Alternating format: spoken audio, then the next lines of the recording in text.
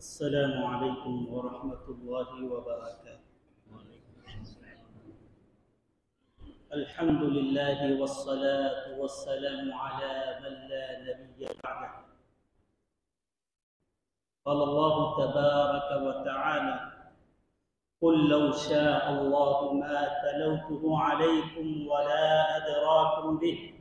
فقد لبثت فیکم عمرا من قبله افلا تعقلون۔ فقال النبي صلى الله عليه وسلم: بعثت لأتمم مكارم الأخلاق، أو كما قال عليه الصلاة والسلام۔ نور خدا ہے کفر کی حرکت پہ خندہ زن، نور خدا ہے کفر کی حرکت پہ خندہ زن، پھونکوں سے یہ چراغ بجھایا نہ جائے گا۔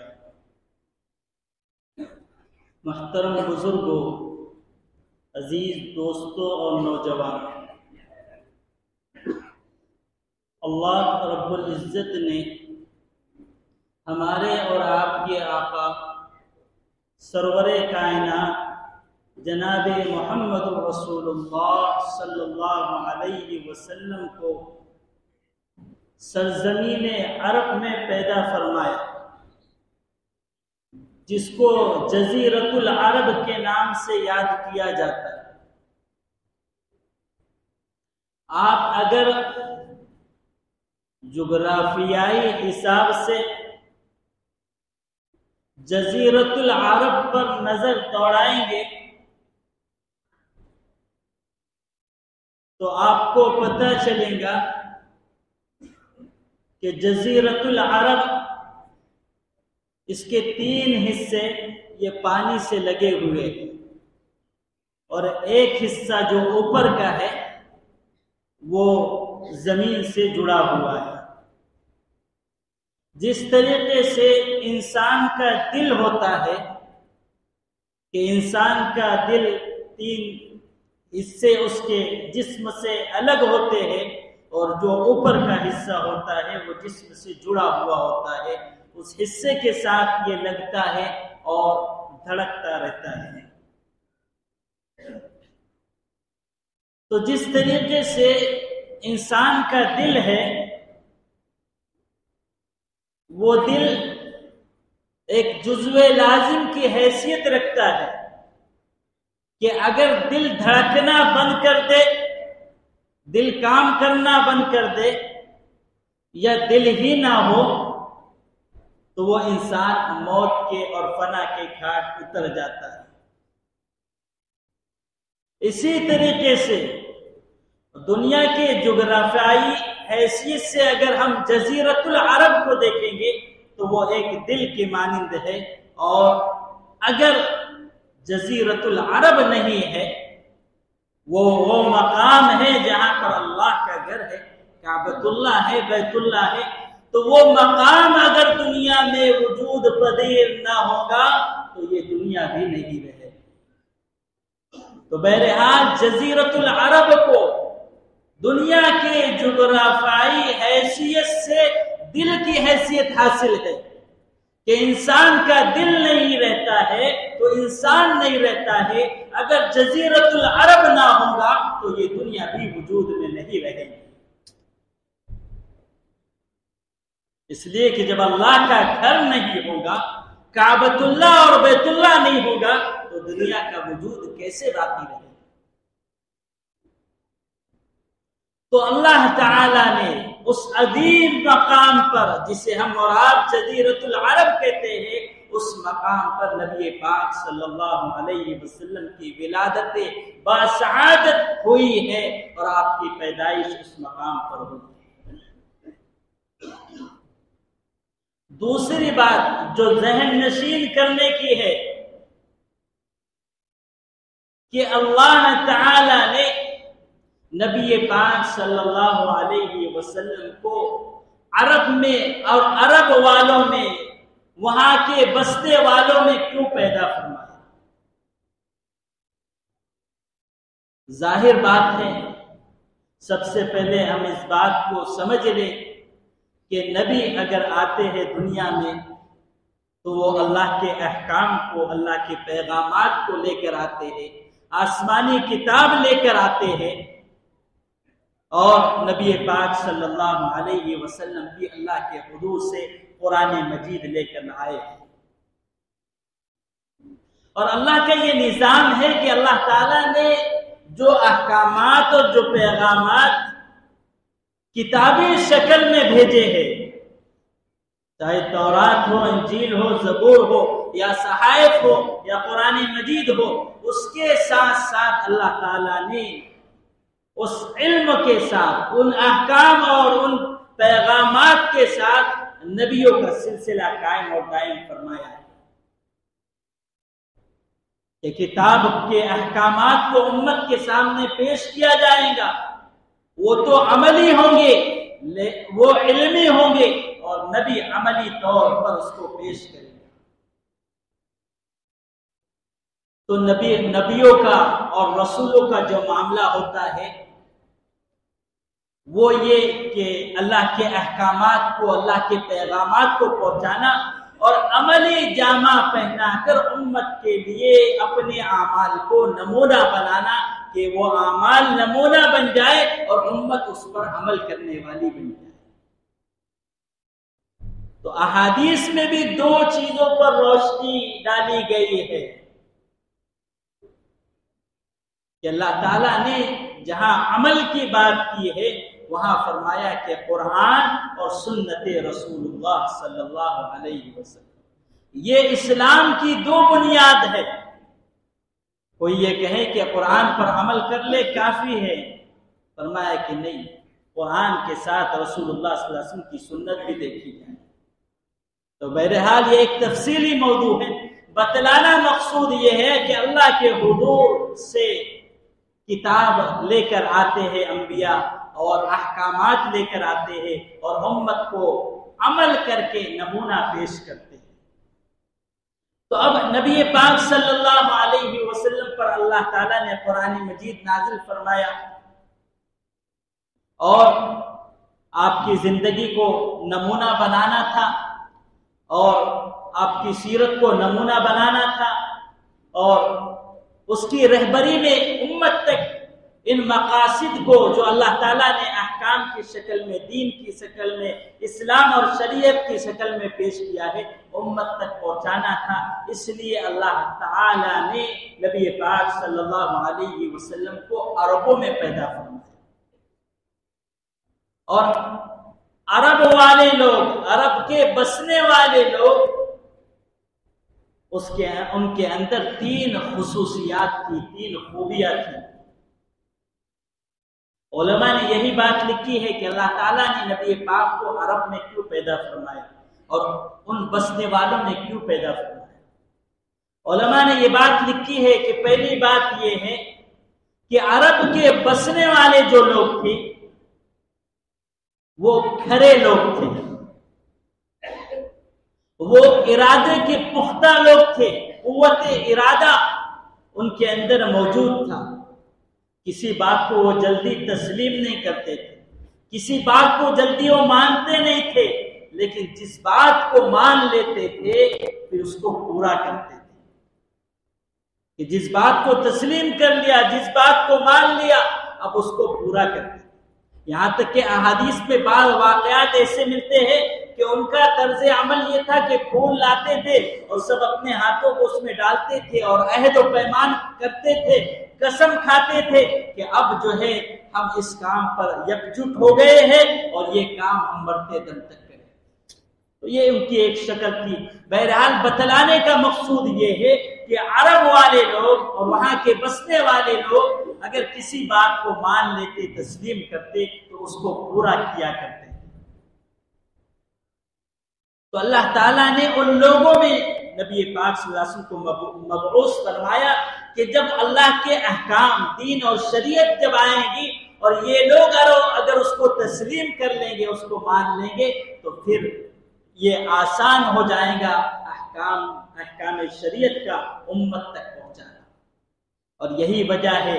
کہ جب صحابہ کرام رضوان اللہ علیہم اجمعین نے نبی پاک صلی اللہ علیہ وسلم پر ایمان لایا، قرآن پر ایمان لایا، اللہ پر ایمان لایا، تو پھر معاملہ یہ ہوا کہ جو نبی سب سے زیادہ ناپسند سمجھتے تھے وہ سب سے زیادہ عزیز ہو گئے، کہ اب حقانیت سامنے آ گئی، اور جب ایمان قبول کر لیا تو پھر نبی پاک صلی اللہ علیہ وسلم کے ساتھ پوری قوت ارادے کے ساتھ نبی پاک صلی اللہ علیہ وسلم کی تائید کی، آپ کی نصرت کی، آپ کی مدد کی، اور اس کام کو آگے لے کر گئے۔ دوسری خوبی جو عرب والوں میں تھی وہ یہ تھی کہ عرب کا جو علاقہ ہے قرآن مجید اس کی نشاندہی کر رہا ہے، واد غیر ذی زرع عند بیتک المحرم، کہ وہ علاقہ ایسا تھا کہ نہ بارش کا کوئی نظام، نہ کوئی پانی کی شکل و صورتیں، نہ کوئی سبزہ وہاں پر، اور سخت گرمی، سارے حالات مشقتوں والے تھے، سارے حالات مجاہدے والے تھے، آسائش اور آرام کی بات تو دور، ضرورت کی چیزیں بھی مہیا نہیں تھی، بلکہ اگر تجارت کرنا ہوتی تو ملک شام جانا پڑتا، تو وہ علاقہ بالکل بنجر تھا، یہاں تک کہ کوئی ان پر حاکم بننا بھی پسند نہیں کرتا تھا کہ کوئی وہاں پر حکومت کرے، ان کو ان کے حال پر چھوڑ دیا گیا تھا کہ یہاں سے کوئی کمائی ہونے والی نہیں، یہ علاقہ تو بالکل جو ہے بنجر ہے، کوئی زرخیز علاقہ نہیں ہے۔ تو یہ لوگ ایسے علاقے میں رہتے تھے جہاں سخت حالات سے ان کو گزرنا پڑتا تھا، مشقت اور مجاہدہ اور قربانی ان کے اندر موجود تھی۔ اللہ تعالیٰ نے ایسی بستی میں اور ایسے علاقے میں نبی کو مبعوث فرمایا کہ جو لوگ سختی کو برداشت کر سکے، جو لوگ گرمی کو برداشت کر سکے، جو مجاہدہ اور قربانی کو برداشت کر سکے، کہ اگر یہ لوگ نبی پاک صلی اللہ علیہ وسلم کے دست مبارک پر ایمان قبول کر لیتے ہیں تو پھر سارے عالم میں شریعت کو پھیلانا، دین کو پھیلانا اور ایمان کی بہار کو عام کرنا یہ آسان ہو جائے گا۔ اس لیے ایسے لوگوں میں اللہ تعالیٰ نے نبی کو مبعوث فرمایا۔ تیسری بات جو عرب والوں میں تھی وہ یہ تھی کہ وہ فصیح اللسان تھے، ان کی زبان بڑی فصیح تھی۔ یہ بات تو ہے کہ وہ ان پڑھ تھے، لکھنا پڑھنا نہیں جانتے تھے، لکھنا پڑھنا نہیں جانتے تھے، لیکن قوت حافظہ، یادداشت ان کی بہت اچھی تھی۔ یہاں تک کہ بات ملتی ہے احادیث میں کہ گھوڑے جو ان کے پاس ہوا کرتے تھے ان کا نسب نامہ بھی ان کے پاس ہوتا تھا کہ یہ گھوڑا کہاں سے آیا ہے، کتنی نسلوں سے آیا ہے، کسی 18 نسل ہے، 19 نسل ہے، اس طریقے سے وہ نسب کو بھی محفوظ کرتے تھے، اور اپنے خاندان اور آبا و اجداد کے کارنامے کو یاد رکھتے تھے۔ جب بھی کوئی محفل ہوتی، مجلس ہوتی، تو پڑھے لکھے تو نہیں تھے لیکن یادداشت میں ساری چیزیں تھی، میرا باپ یہ تھا، میرا دادا یہ تھا، وہ نسلوں تک ساری چیزیں گنایا کرتے تھے۔ آج اگر ہماری قوت حافظہ دیکھے تو ساری چیزیں جو ہیں، سارے کام آسان ہو چکے ہیں، اس لیے ذہن میں کوئی بات ہے ہی، لیکن وہ ان پڑھ لوگ تھے لیکن قوت حافظہ بہت زیادہ تھی، یادداشت بہت اچھی تھی، اور زبان ان کی جو ہے عمدہ تھی، فصیح اللسان تھی، زبان میں جو ہے فصاحت تھی۔ تو جو بات ان کے دلوں میں ہوتی تھی، جو بات ذہنوں میں ہوتی تھی، اس کو سمجھانے کا انداز، کہ صاف انداز میں اس کو سمجھانے کا، اور لسان کے اعتبار سے، زبان کے اعتبار سے جو فصیح تھے تو سمجھانے کا انداز بھی عمدہ تھا اور زبان بھی فصیح تھی۔ تو اللہ تعالیٰ نے ان لوگوں میں نبی پاک صلی اللہ علیہ وسلم کو مبعوث فرمایا کہ اگر یہ ایمان کے لیے تیار ہو جائیں گے اور اللہ اور اللہ کے رسول پر ایمان لے آئیں گے تو پھر یہ وہ کام کریں گے جس مقصد کے لیے نبی کو بھیجا جاتا ہے۔ تو بہرحال بتلانے کا مقصود یہ ہے کہ 3 باتیں ان کے اندر موجود تھیں کہ جو بات مان لیے اس کو پورا کر کے چھوڑتے تھے، اور دوسری مشقتوں کو برداشت کرنے کے عادی ہوئے تھے اس لیے شریعت اور دین کے اندر جو مشقتیں آتی تھی اس کو جھیلنا ان کے لیے آسان تھا، اور اس کو جھیل کر امت تک دین کو پہنچانا آسان تھا۔ اسی طریقے سے زبان کی فصاحت بھی موجود تھی کہ اپنی بات جب ایمان قبول کر لیں گے تو اپنی بات دوسروں تک پہنچا پائیں گے۔ تو بہرحال نبی پاک صلی اللہ علیہ وسلم کو عرب میں اس وجہ سے پیدا ہونا ہے۔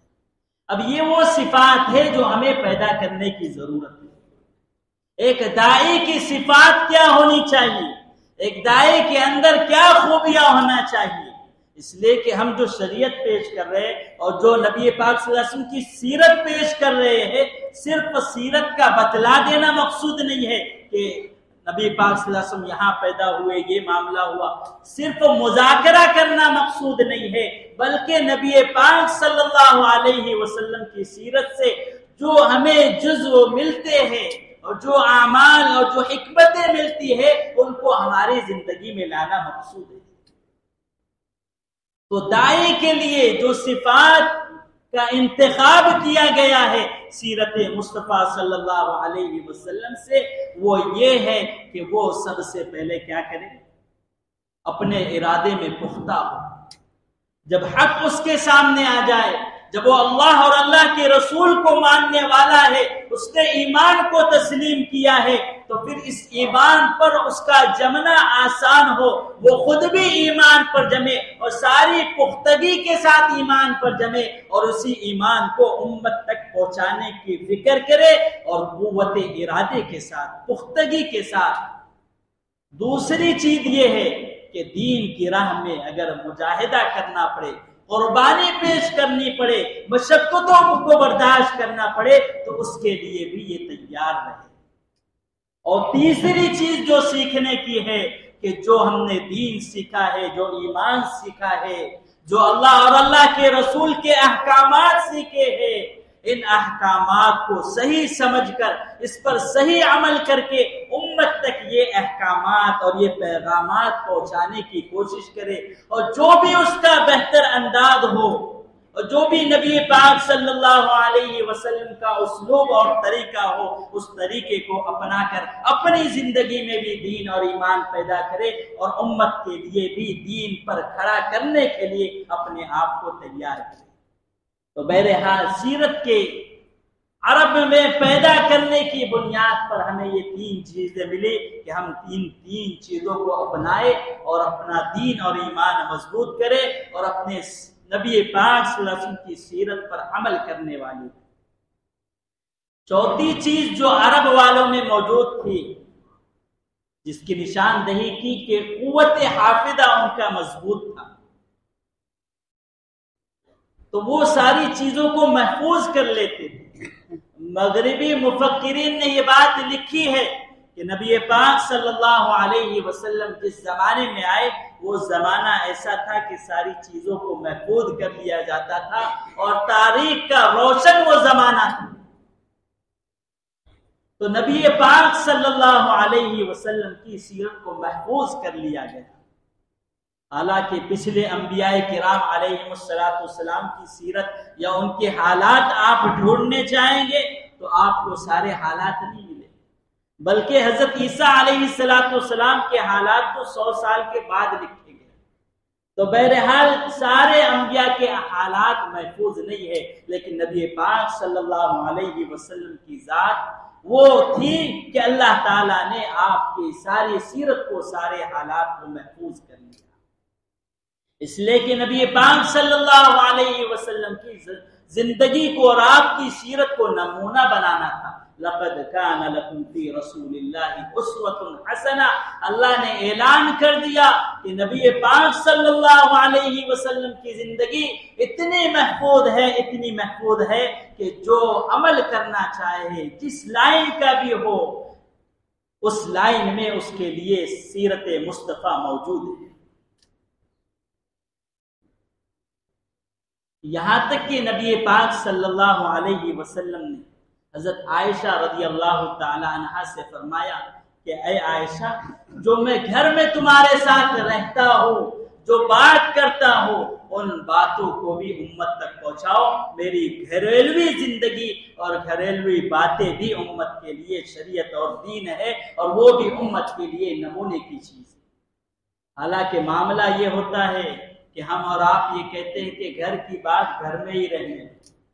گھر کی بات گھر میں ہی رہنے دو. لیکن نبی پاک صلی اللہ علیہ وسلم کی زندگی اتنی پاک صاف اور اتنی ستھری تھی کہ ہر چیز آپ کی امت کے لیے نمونہ ہے. بعض لوگوں نے جب نبی پاک صلی اللہ علیہ وسلم نے امت کو یہ تعلیم دی کہ ایمان قبول کیا جائے، نبوت کا اعلان کیا، تو بعض لوگ یہ کہنے لگے کہ نبوت کی دلیل کیا ہے، اور آپ پر جو ایمان لانے والے ہیں وہ تو آپ کے دوست ہیں، وہ تو آپ کے گھر والے ہیں. اس لیے کہ نبی پاک صلی اللہ علیہ وسلم پر سب سے پہلے ایمان لانے والی حضرت خدیجہ رضی اللہ تعالی عنہ ہے. بچوں میں حضرت علی رضی اللہ تعالی عنہ، غلام میں زید ابن حارثہ ہے، اور دوستوں میں حضرت ابو بکر صدیق رضی اللہ. تو یہ لوگ جو ایمان لائے تھے یہ آپ کے زیادہ قریبی تھے، آپ کے دوست تھے، آپ کے گھر والے تھے. تو لوگ یہ سوال کرنے لگے یہ تو سب گھر والے ہیں. حالانکہ معاملہ اگر دیکھا جائے تو آدمی یہ کہتا ہے کہ اگر کسی کی سچائی جاننا ہے تو اس کے قریبی لوگوں سے پوچھے، اس کے گھر والوں سے پوچھے، اس کی سچائی سامنے آ جائیں گی. تو اصل میں ان کا سوال یہ تھا کہ یہ قریبی لوگ ہیں، لیکن یہی قریبی لوگوں میں اگر آدمی اس کی زندگی جن کے ساتھ گزری ہے اگر وہ سچائی کا اعلان کر دے، وہ ایمان قبول کر لے، تو یہ بہت عمدہ اور بہترین بات ہے. اس لیے کہ آدمی جو ہے دوسروں میں تو اچھا رہتا ہے لیکن دوستوں میں اور گھر والوں میں اچھا نہیں رہتا ہے. اس لیے نبی پاک صلی اللہ علیہ وسلم کی زندگی کا ایک یہ عظیم پہلو ہے کہ آپ گھر والوں میں بھی، اس لیے کہ ایمان جس نے قبول کیا ہے وہ بیوی ہے، اور بیوی ہی شوہر کو اچھے سے جانتی ہے. تو بیوی کا ایمان قبول کرنا، دوستوں کا ایمان قبول کرنا، گھر کے بچوں اور غلاموں کا ایمان قبول کرنا، اس بات کی دلیل ہے کہ نبی پاک صلی اللہ علیہ وسلم کی زندگی بہت ہی پاکیزہ تھی. پھر لوگوں نے یہ بھی سوال کیا کہ آپ کی نبوت کی دلیل کیا ہے؟ نبی پاک صلی اللہ علیہ وسلم نے جو بات پیش کی ہے وہ آیت مبارکہ میں اللہ تعالیٰ ارشاد فرماتے ہیں فَقَدْ لَبِثْتُ فِيكُمْ عُمُرًا مِّن قَبْلِهِ أَفَلَا تَعْقِلُونَ کہ میری نبوت کی دلیل میری زندگی ہے، میری سیرت ہے، میرے حالات ہے، کہ میری حالات زندگی کو دیکھو، نبوت سے پہلے کے بھی حالات کو دیکھو اور نبوت کے بعد کے بھی حالات کو دیکھو. زندگی کا کوئی جزو ایسا نہیں ملے گا جس پر انگلی رکھنے کی گنجائش. مغربی مفکرین نے بہت سارے نامور جن کو رہنما اور نمونہ جن کی زندگی کو بنایا جائے، جب انہوں نے تحقیق کی تو ان سبوں کی زبان پر یہی لفظ تھا کہ نبی پاک صلی اللہ علیہ وسلم کی زندگی اور آپ کے کردار ایسے ہے کہ انگلی رکھنے کی بھی اجازت نہیں ہے، انگلی رکھنے کی بھی گنجائش نہیں. تو نبی پاک صلی اللہ علیہ وسلم نے اپنی نبوت کی سب سے بڑی دلیل جو پیش کی ہے وہ یہ کہ میری زندگی کو دیکھو، میرے کردار کو دیکھو. تو یہ نبوت کی سب سے بڑی دلیل ہے. بہرحال آگے چل کر وہ جز آتا ہے اخلاق کا کہ نبی صلی اللہ علیہ وسلم کے اخلاق کیسے، اس لیے کہ دین اور شریعت اور اسلام یہ اخلاق کی بنیاد پر پھیلا ہے. اخلاق نبی صلی اللہ علیہ وسلم کے ایسے عمدہ تھے کہ اس اخلاق کی بنیاد پر دین اور ایمان ہے. ایک واقعہ پیش کر کے اپنی بات ختم کرتا ہوں. ہندا کا آپ نے نام سنا ہوگا کہ اس نے اپنے انتقام لینے کے لیے، اپنا بدلہ لینے کے لیے ایک غلام مقرر کیا اور اس پر انعام مقرر کیا کہ جو امیر حمزہ رضی اللہ تعالیٰ عنہ کو شہید کرے گا ان کے لیے اتنا اتنا ہے۔ اب وہ غلام اسی طاق میں لگا رہا۔ تفصیلی واقعہ بہرحال حضرت امیر حمزہ رضی اللہ تعالیٰ عنہ شہید ہو گئے۔ ہندا نے معاملہ یہ کیا کہ جب وہ شہید ہو گئے تو ان کا سینہ جو ہے چاک کیا، سینے کو کھولا اور دل کو نکالا اور اس کو جو ہے اپنی زبان سے اپنے دانتوں سے اس کو چبایا، اور پھر معاملہ یہی نہیں کیا بلکہ ناک کان سارے اعضاء کو کاٹ کر انہوں نے اس کو ہار بنا کر اپنے گلے میں پہنا اور اس طریقے سے اپنا انتقام لیا۔ فتح مکہ کے موقع پر ہندا آئی ہے اور وہ یہ سوچ رہی ہے کہ میں نے تو آپ کے چچا کا یہ حشر کیا تھا، اب میرے لیے عفو درگزر کا کیا معاملہ۔ یہ ہندا جس نے انتقامی جذبہ اس کا اتنا تھا، نبی پاک صلی اللہ علیہ وسلم کی خدمت میں آتی ہے۔ نبی پاک صلی اللہ علیہ وسلم سارے انتقامات کو اور سارے بدلوں کو بھول کر حضرت ہندا جو ابھی رضی اللہ عنہا بن چکی ہے، ایمان قبول کر لیا، نبی پاک صلی اللہ علیہ وسلم نے کوئی تانا نہیں دیا، کوئی تشنیع نہیں کی، کوئی بدلے کے الفاظ کو یاد نہیں دلایا کہ تم نے تو یہ کیا تھا، اب جب ہم فاتح بن کر آئے ہیں اور جب حکومت اب ہمارے ہاتھ میں ہے، اب تم جو ہے ایمان قبول کرتی ہو۔ نبی پاک صلی اللہ علیہ وسلم نے کچھ نہیں کہا بلکہ اعلان یہ فرمایا کہ جو ابو سفیان کے گھر میں پناہ لے اس کے لیے امن ہے، جو ہندا کے گھر میں پناہ لے ان کے لیے امن ہے۔ تو نبی پاک صلی اللہ علیہ وسلم کی سیرت تو یہ ہے کہ کسی سے بدلہ نہیں لینا ہے، اس کو معاف کرنا، اس کو درگزر کرنا۔ تو شریعت اور دین کا جو معاملہ ہے ہم اس کو امت کے سامنے آیا کرے، امت کے سامنے پیش کرے کہ نبی پاک صلی اللہ علیہ وسلم کی یہ سیرت ہے کہ کوئی اگر آپ پر ظلم بھی کرتا تھا اور آپ کے رشتہ داروں کے ساتھ اتنا انتقامی اور اتنا خطرناک معاملہ کیا، نبی پاک صلی اللہ علیہ وسلم نے نہ تانا دیا بلکہ اس کو معاف کر دیا۔ تو یہ ہمارا اسلام ہے۔ اسلام بدلہ لینا نہیں سکھاتا ہے، اسلام عفو اور درگزر کرنا سکھاتا ہے۔ اس پیغام کو ہم انسانیت کے سامنے عام کریں اور اس ربیع الاول کے مہینے میں اس پیغام کو جو نبی پاک صلی اللہ علیہ وسلم کی سیرت کے ذریعے سے ہمیں ملا ہے ہم انسانیت تک پہنچائے کہ اسلام یہ امن اور شانتی والا مذہب ہے۔ نبی پاک صلی اللہ علیہ وسلم نے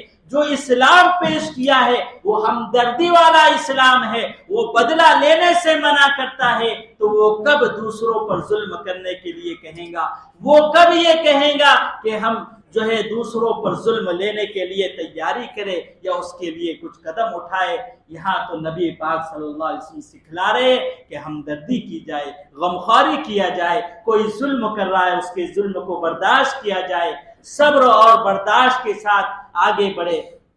یہ ہے اسلام کی تعلیم۔ جو باتیں بتلائی گئی اللہ تعالی عمل کی توفیق نصیب فرمائے۔ وآخر دعوانا الحمدللہ۔